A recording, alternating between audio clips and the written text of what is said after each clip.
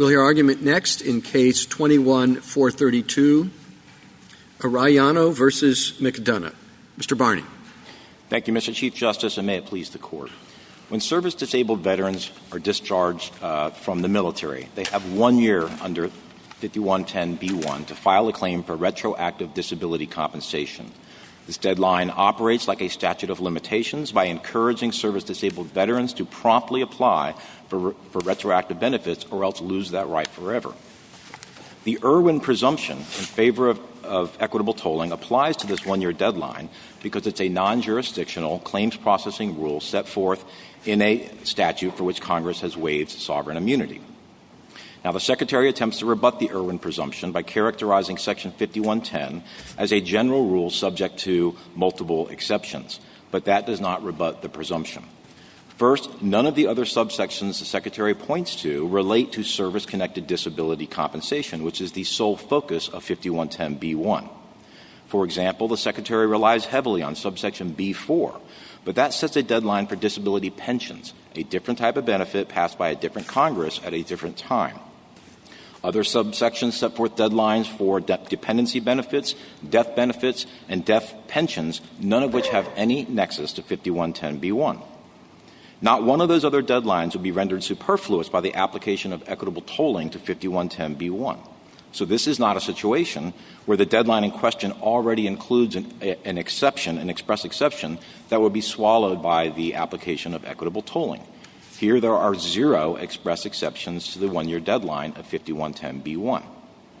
Finally, even if we accept the Secretary's argument that Congress provided equitable exceptions elsewhere in 5110, that only strengthens the Irwin presumption for 5110B1, because unlike in those other subsections, Congress chose to remain silent for 5110B1, which is exactly what we would expect Congress to do if it wanted the general rule of equitable tolling to apply. And with that, I welcome the Court's questions. Counsel, I think it was wise of you to mention B4 in your opening, because I think that's the biggest hurdle you've got to get over. That is a situation where Congress specifically addressed tolling in a case of disability preventing a timely filing. Now, you say, well, that was only for disability pensions. It had nothing to do, in your case, as, of course, service-connected. But, at least they were addressing that particular issue, and it seems odd to me to have express I don't know what it's tolling, right, in the one provision, but another one which is the same sort of thing, the same question: does disability prevent you from filing? Not have that there. I guess I'd like you to expand a little further on the answer you gave just a moment ago. Thank you, Mr. Chief Justice. As you noted, B4 does not apply to the same type of benefit that's at issue here. It's important to understand that 5110 includes what I would just call a grab bag of different types of benefits that have been codified over the years into 5110. They were passed by different Congresses at different times, and B4 is a perfect example. That particular benefit comes from the 1970s and doesn't have any nexus to the benefit that appears in subsection B1, which dates back to at least 1958.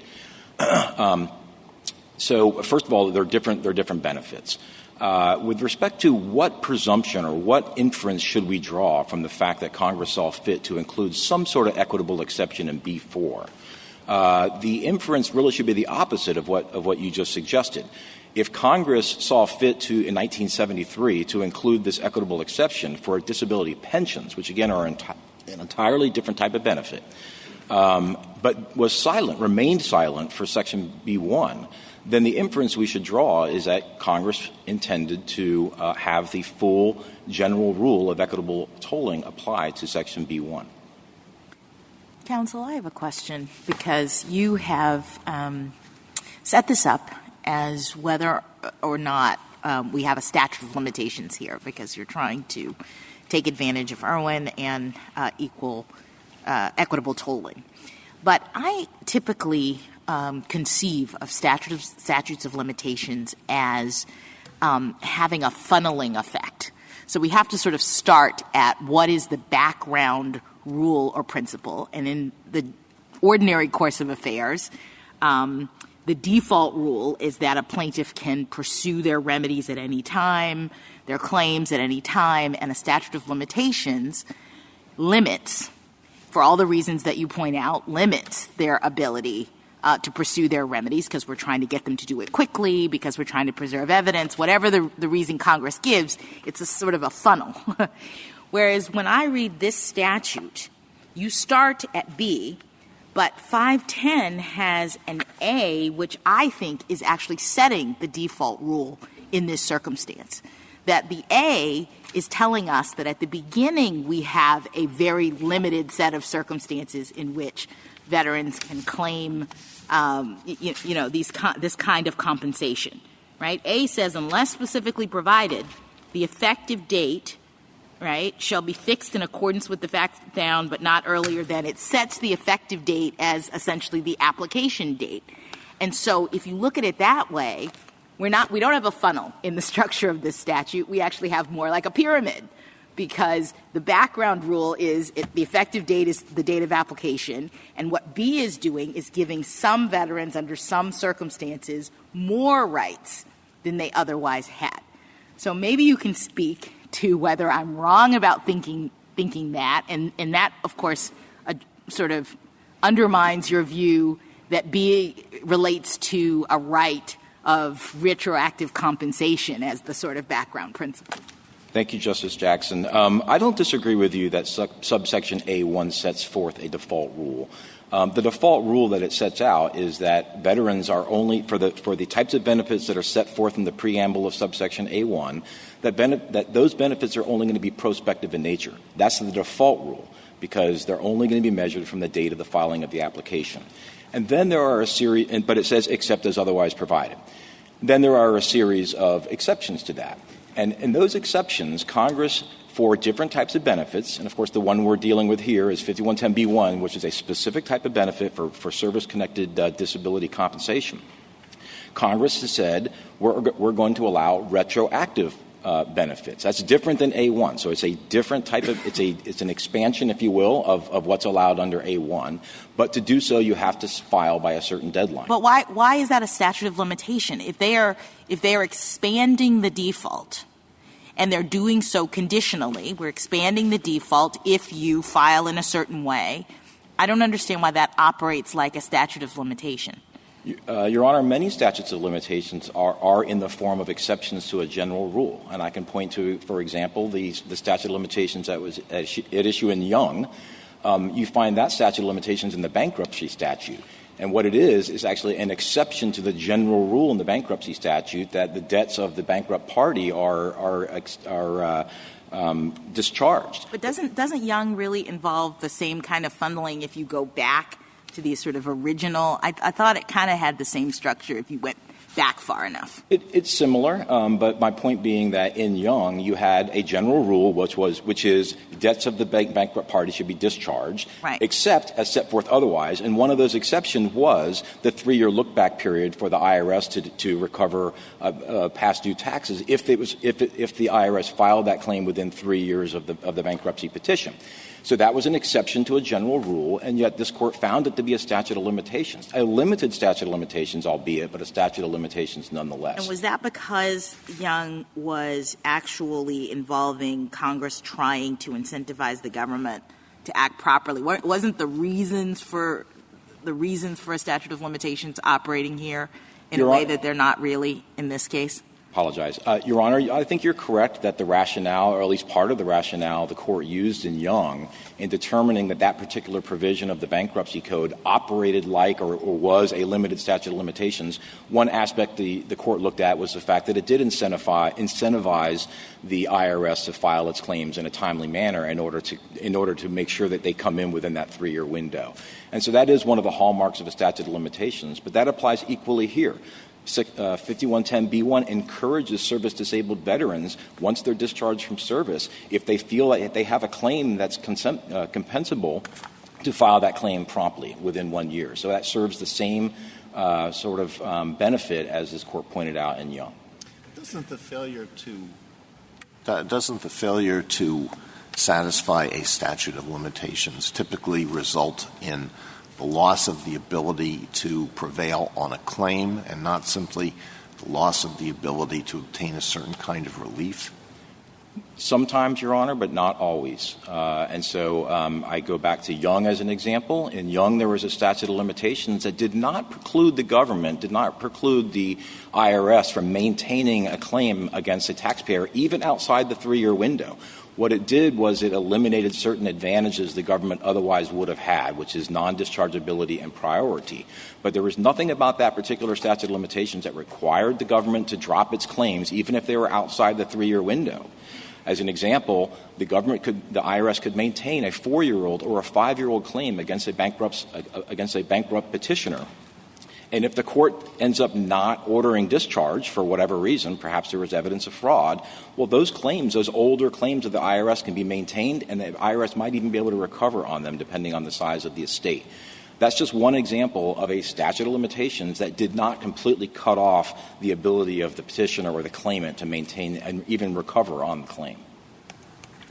But even assuming that this is a statute of limitations, the second step, which is, or the second question presented, is has Congress indicated that it doesn't want an equitable tolling rule to apply? I mean, when you have a statute that says, unless specifically provided otherwise in this chapter, one rule will apply.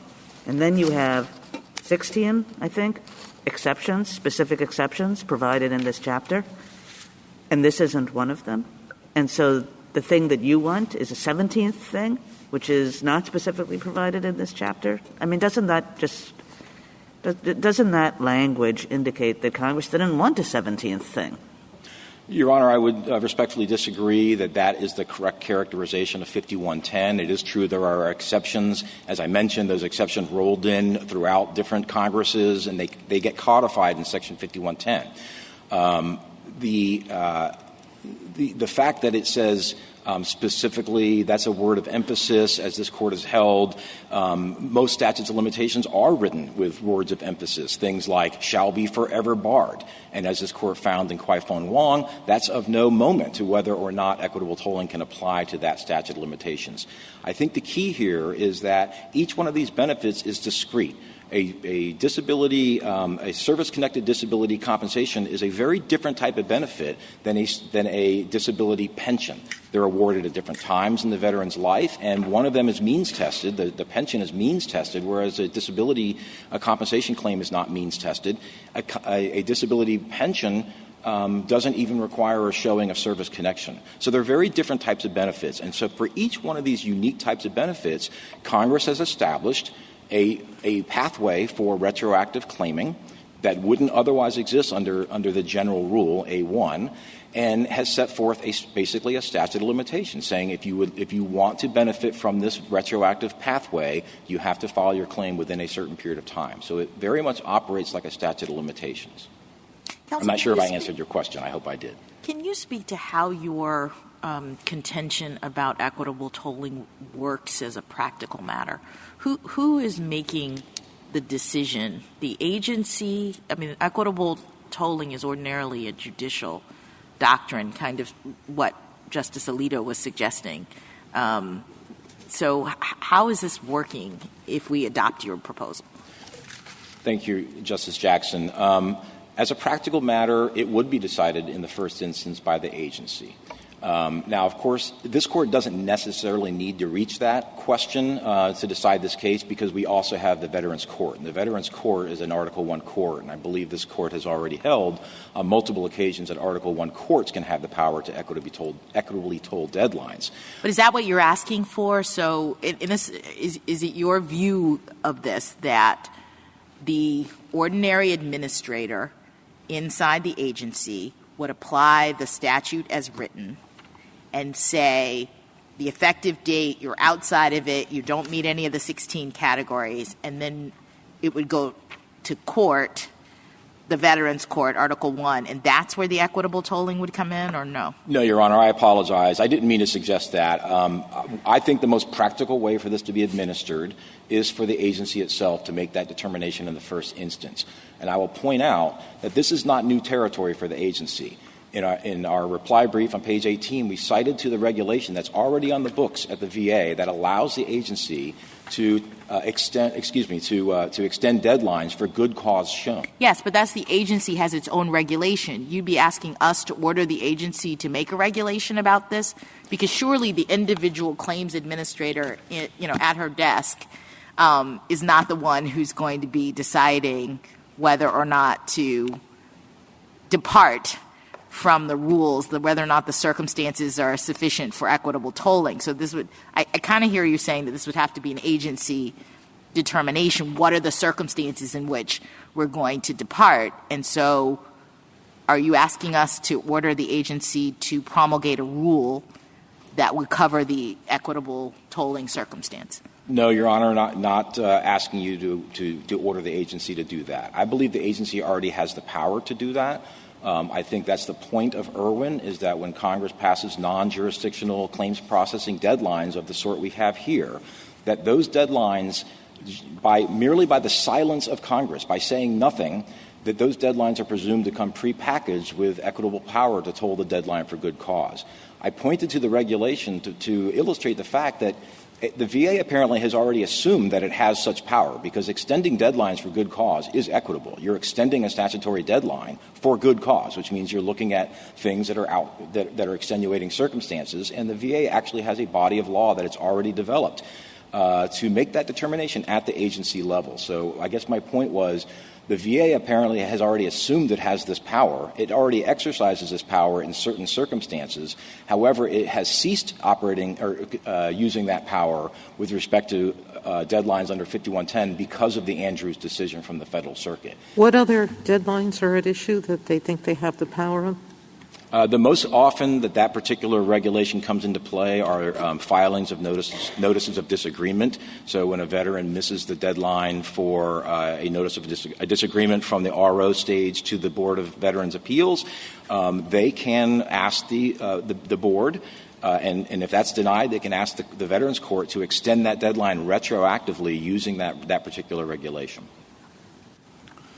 The Solicitor General adds two other buckets of arguments, among others, in addition to the text. One is the immense practical problems, to use their phrase, that would be caused by a ruling in your favor. And they say that makes it especially implausible to allow equitable tolling, or that Congress intended to allow it here. So that's one. The second is that the VA's longstanding regulatory practice has been in this direction, and that Congress has not disturbed that. So I want to just make sure you get a chance to respond to both of those. Thank you, Your Honor. With respect to the practical problem, we're certainly not dismissive of that argument. We understand that there's realities to every new change in the law or recognition of new opportunities for people to seek certain claims. But I think that in reality, the Secretary's assertion that this would cause a floodgate problem is overstated. And I can point to a few data points to sort of back that up. The first is, prior to the Andrews decision, which dates back to, I believe, 1990 or so, veterans were able to ask for equitable tolling, and some did, but it wasn't a floodgate. So prior to the Andrews decision, there didn't seem to be a floodgate problem. I've already mentioned that the VA has some equitable power to extend deadlines under the regulation that I noted, which is 38 CFR 3.109B, and we're not aware of any floodgate problem that has caused with veterans, breaking down the gates to request extensions of deadlines. There are some, but it's more described as a trickle. It's veterans who truly do have extenuating circumstances. And the last thing that I would point to on that particular point, Your Honor, is, of course, Article III courts and some Article I courts have the power to equitably toll deadlines. In fact, that's the general rule. Most deadlines in civil litigation are tollable, and I'm not aware that there's been a floodgate problem in the nation's courts with people breaking down the doors seeking equitable tolling. This court has a well-developed body of law that the Veterans Court and the VA can draw upon to determine when, given a set of circumstances, should equitable tolling apply. And this Court has said that it should be applied sparingly. And we have no reason to believe that the Veterans Court won't follow that guidance. And so we expect this to be something that's applied sparingly, but in the cases where it's truly deserving, and for veterans who truly do deserve consideration of an equitable tolling claim, it ought to be available. Your second question had to do with the longstanding the fact that this regulation has been on the books and there's been a longstanding recognition of it. I'm assuming you're talking about the Andrews decision, Your Honor. Am I correct? So our response there is, as we explained in our brief, there actually was some disagreement, or there was not exactly a meeting of the minds, even among the judges who authored the Andrews decision, as to whether it actually served as a categorical bar to equitable tolling. Judge Newman, in a later dissent or concurring opinion in another case, Butler, made that point, that that's not what we meant in that decision. I think given that uncertainty, I think it would be not exactly correct to say that there was a settled understanding of both the Federal Circuit and Congress, for that matter, that equitable tolling can't apply to this particular deadline.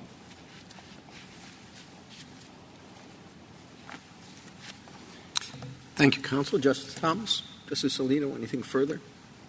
No? No? Thank you, Counsel. Thank you, Your Honor.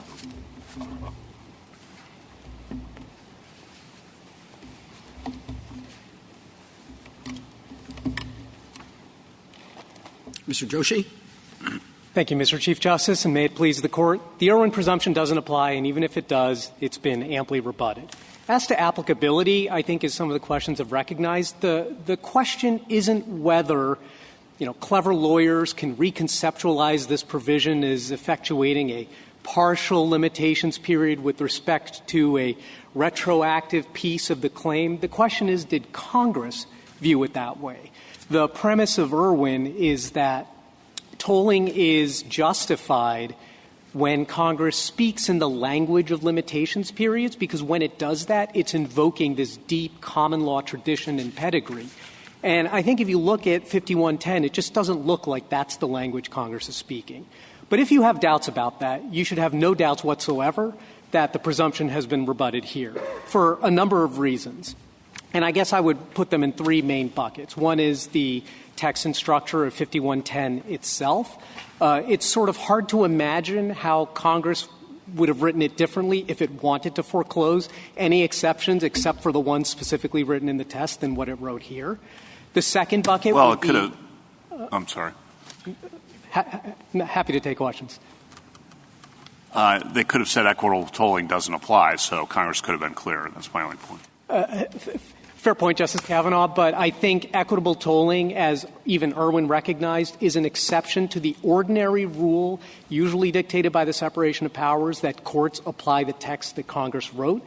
It is framed as an exception to that rule, and it's framed as an exception precisely because, as Irwin said, it's likely to reflect congressional intent, and I think Lozano later said statutory intent. But the point is, equitable tolling is authorized only because we read text that looks like a limitations period as an implicit grant of authority to the judiciary to toll that particular deadline. But if Congress doesn't speak in that language, then there's no basis for that inference from congressional silence. And I think that's all Congress really needs to do. But as I said, I think there are many other indicia in the statute. As I said, the text and structure of 5110. The second bucket would be the text and structure of other statutes in the veterans benefits area, both past and present. And then the third would be some just practical realities, all of which suggest that Congress could not have intended equitable tolling here. So can you speak to my just how would this work in terms of your understanding of the petitioner's contention?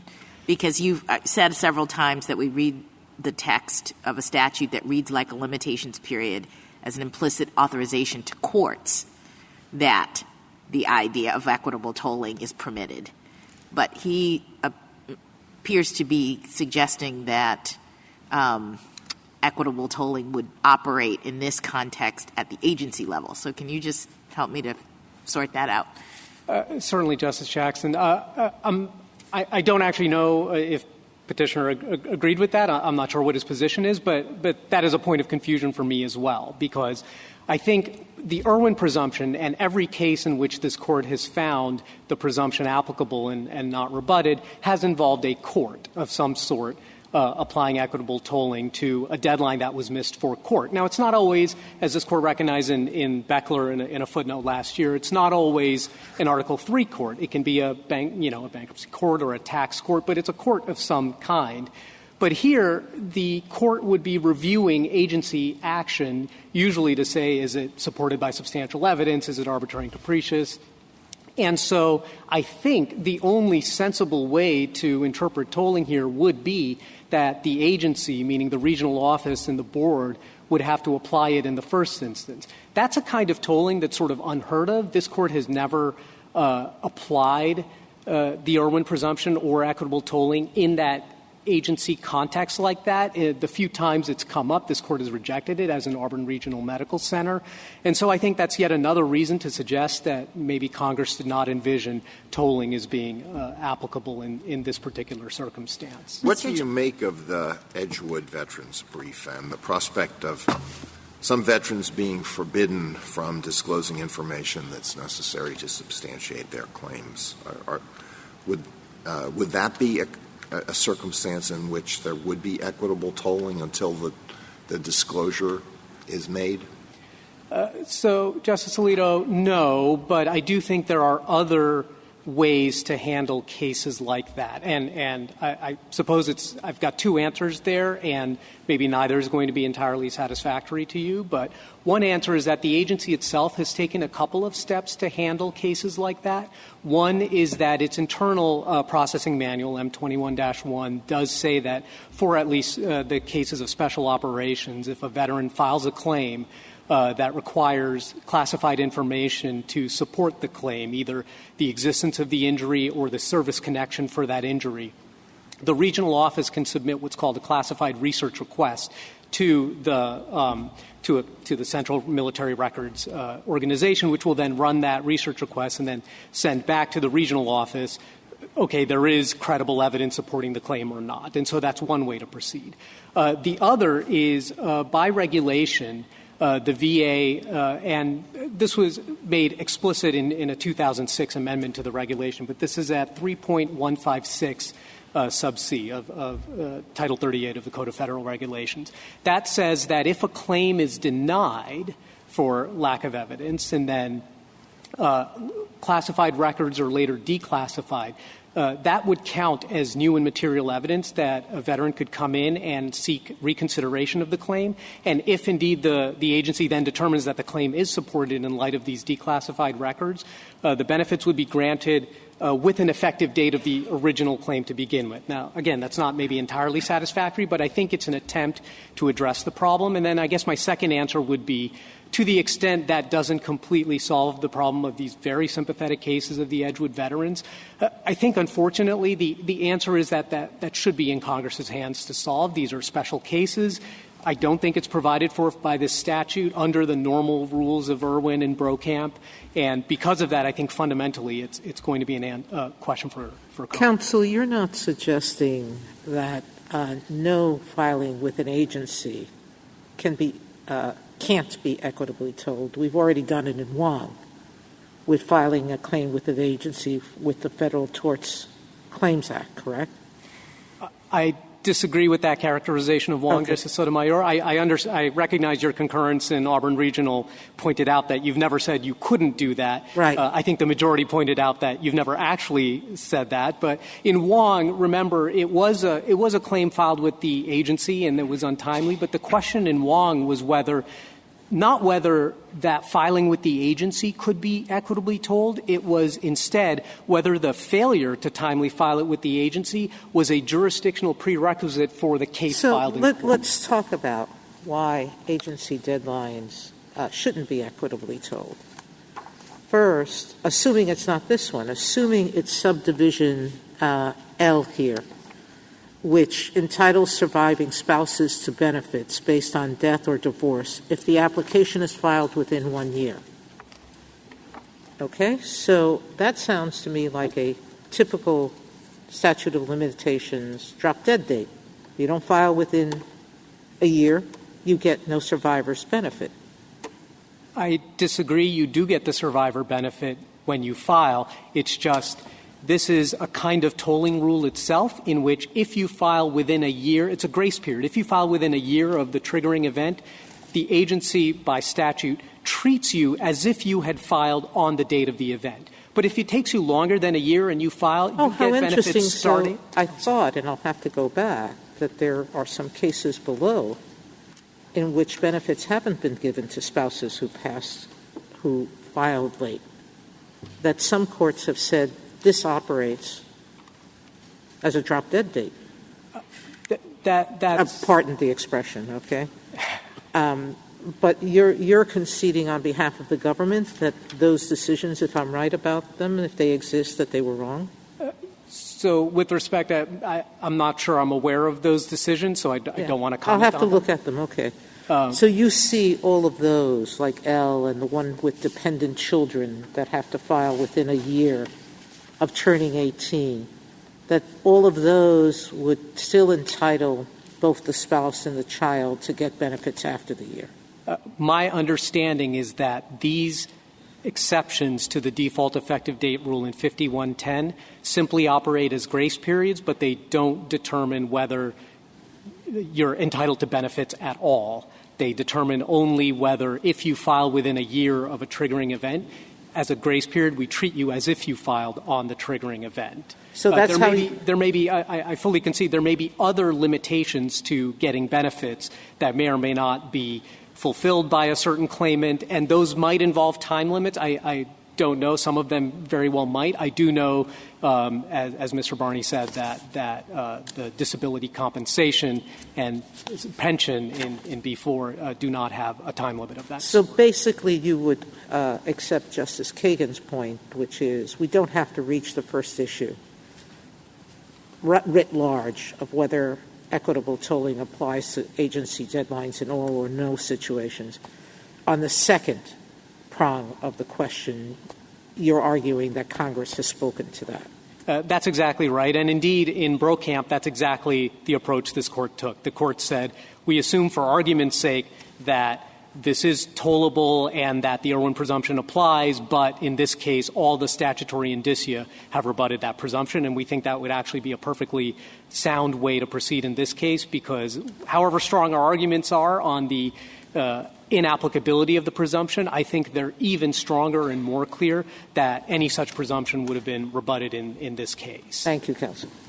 Just to put Justice Sotomayor's point, as I understand it, in slightly different terms, there is plenty of indication in the statute, arguably, to support your contention that the Congress specifically made clear no equitable tolling.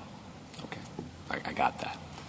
But there's less evidence, I think Justice Sotomayor is saying, and this is my instinct too, that Congress meant to distinguish between courts and agencies, because some of those 16 things you point to could be described as equitably tolling the period for benefits for in certain circumstances at the agency level, not just at the court level.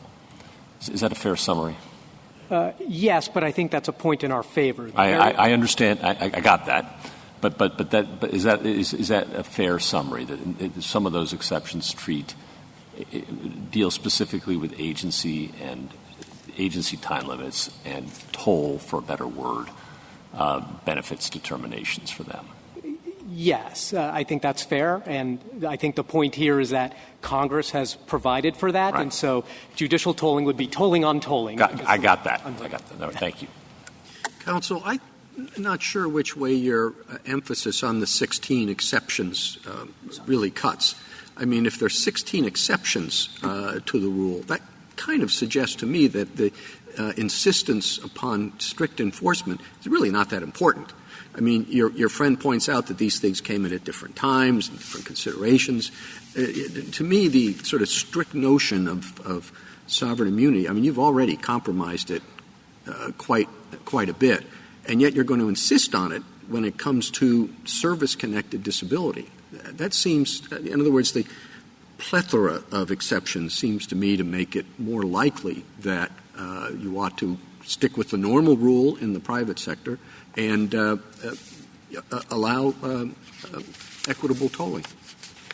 So I disagree, Mr. Chief Justice. That's certainly not how this Court has framed it in cases like Brokamp. Well, Brokamp, I mean, that's the Internal Revenue Code, right?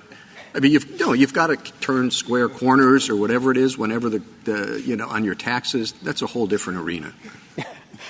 Fair enough, but in all of the you don't want the equitable principles that govern the government's collection of taxes to apply across the board, do you?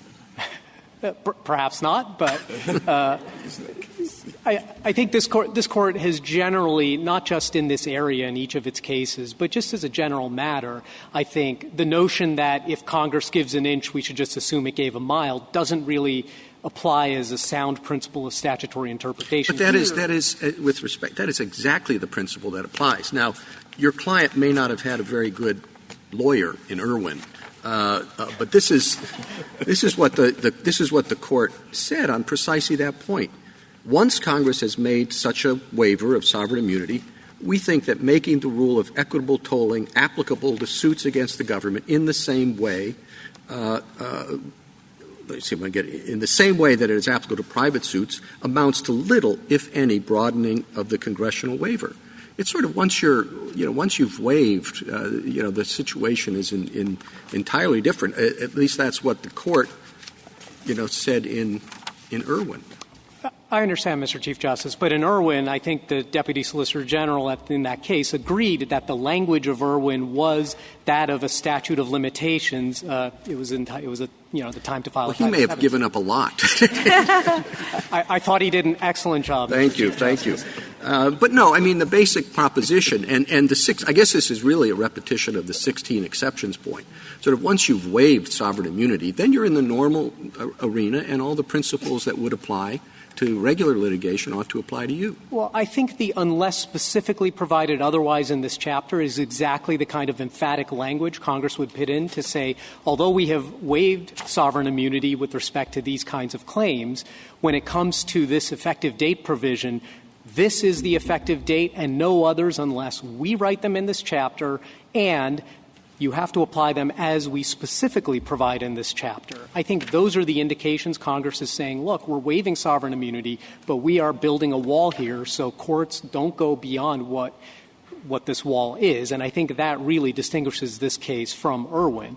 And it does make it — I'm not sort of, sliding into the pro-veteran canons, but does it make any sense as an abstract matter to say the one area where we're not going to waive it, where we're going to insist on strict adherence, is service-connected disabilities? I actually think it does, Mr. Chief Justice, and only because that's how I read these statutes. So I fully accept that these are intended to be very solicitous of the veteran and the claims. And if you look at the structure of the statute, there is no statute of limitations. For many years, beginning with the earliest veterans benefit statutes in 1873, moving on until the 40s, there was a 5-year statute of limitations for filing these kinds of claims. Congress got rid of that, so there's no more statute of limitations, as this Court has recognized.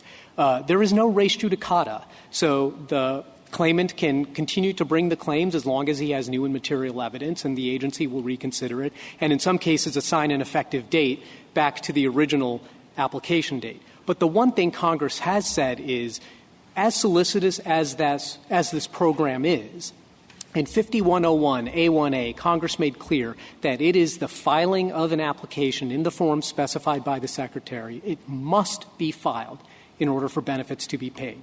So I think what Congress is doing is being very solicitous on the one end, but then also saying the application for benefits is not the same as like filing a lawsuit. It is an element of your entitlement to benefits. Did it say it must be filed? 38 U.S.C. 5101A1A. It is the provision that says that an application must be filed for benefits to be paid. I'm afraid it's not in our statutory appendix in the brief. We cite only 5110. Well, we do cite 5101A1A in our brief. But I think the whole structure of the statute is set up to say it's the application that sort of triggers the entitlement to benefits in a way, that's when the agency's duty to help the claimants and provide information and help the claimant get the medical exams necessary to support the claim, that's when all of those duties kick in.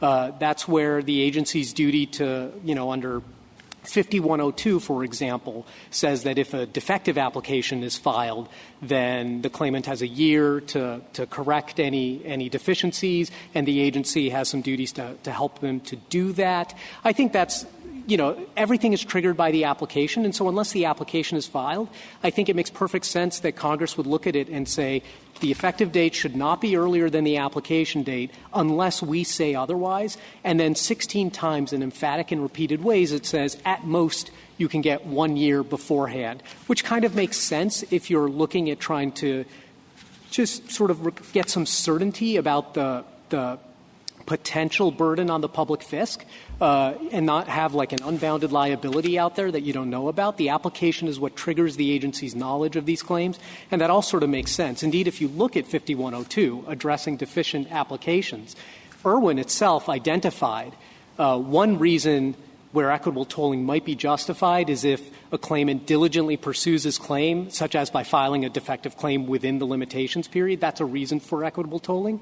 Well, I think 5102 suggests that Congress has thought about that problem and addressed it in the statute, which I think is just further evidence that equitable tolling is really not appropriate in this particular context. On your first point, Mr. Joshi, and really the first thing you got up there and said was, look, the Irwin presumption doesn't apply at all. Even if some clever lawyer can reconceptualize this in statute of limitations type terms, we all know it's not really that. And I guess I had I didn't quite agree with that. It seems like Lozano says very clearly that we're supposed to consider this question of what a statute of limitations is in a functional way, not in a formal way. And you were suggesting, well, there has to be some kind of formal characteristic that Congress has there are formal characteristics of statute of limitations that Congress has to incorporate when it writes a provision. And if Congress doesn't do it in that way, the presumption doesn't kick in. So I think it's actually a bit of both. I think the functional characteristics are certainly a necessary feature to trigger the Irwin presumption, as Lozano makes clear. But I also think there's a secondary feature, which was essentially, or in part at least, the motivation of Lozano's alternative holding, which was that, look, this is a treaty, and of course treaty makers don't draft against the backdrop of this common law rule. And Irwin heavily relied on the common law rule in order to conclude that it was likely to be reflective of congressional intent.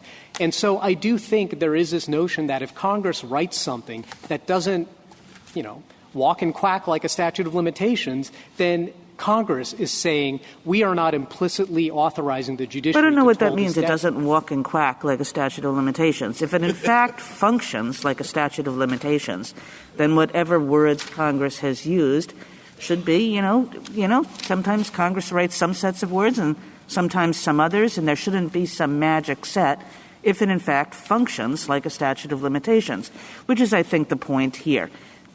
And look, at the end, I might concede that, but I do think it does matter how Congress structures these things in terms of, like, how carefully are you going to slice and dice what's actually going on in order to tease out some portion of it that sort of looks like a limitations period. And in fact, here, I don't even think, even accepting everything you said, I don't even think this looks like a limitations period, even with respect to a myopic focus on just B1. I don't think it works like a limitations period, because if it were a limitations period, essentially the way it would operate, if you accept that framing, is the first month's worth of retroactive benefits has an 11-month statute of limitations. The second month has a 10-month statute of limitations. The third month, and so on and so forth, and then it falls off a cliff at 13 months. That's not how statutes of limitations function in the ordinary sense. And, I'll note that petitioner is not asking for the benefits he accrued between 1981 and 1982, nor is he asking for the benefits he accrued between 2010 to 2011. He's asking for 1981 to 2011. In other words, every month delayed filing increased the amount of the benefits by a month. I know of no statute of limitations that works in that fashion, so even if we want to look only at B-1 and then treat it as a retroactive claim, I still don't think this functions as a statute of limitations.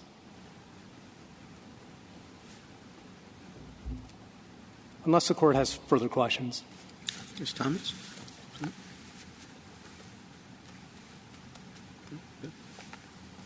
Justice Jackson? Okay. Thank you, counsel. A rebuttal, Mr. Barney?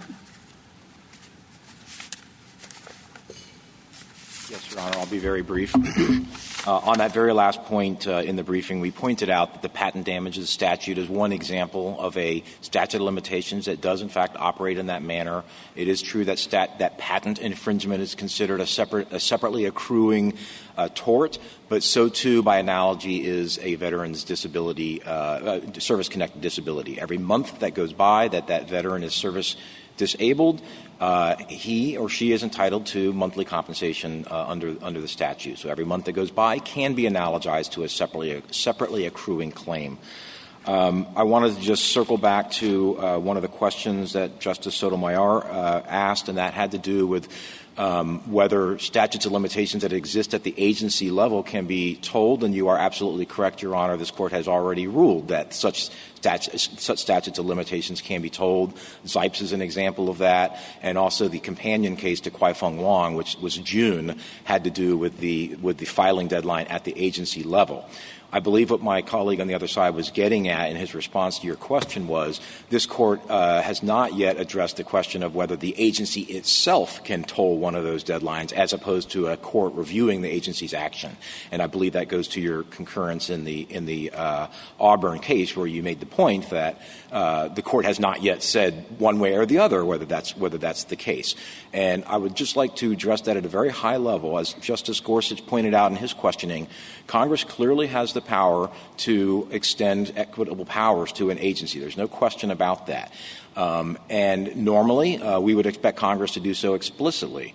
But in Irwin, there's one exception to that. And in Irwin, the exception is for non-jurisdictional claims processing deadlines, Congress need not be explicit about the grant of equitable power. It may do so implicitly. In other words, silence itself, it will be construed, absent evidence to the contrary, that Congress intended that particular deadline to come prepackaged with the equitable powers to toll it for good cause. And if that deadline is being directed to an agency, there's no reason to believe that power doesn't extend to the agency. With that, unless Your Honors have any other questions, I don't have anything else. Thank you, counsel. Counsel, the case is submitted.